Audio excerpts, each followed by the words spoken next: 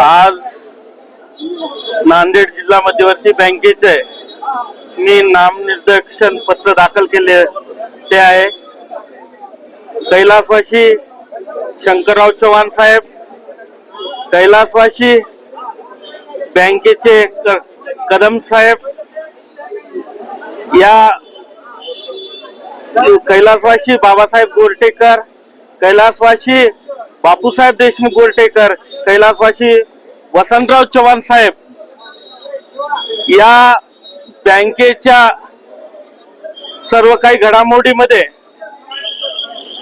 आधारवर आमचे अशोकराव चव्हाण साहेबांच्या पॅनल त्यांच्या मार्गदर्शनाखाली मी आज नामनिर्देशन पत्र दाखल केलेलं आहे।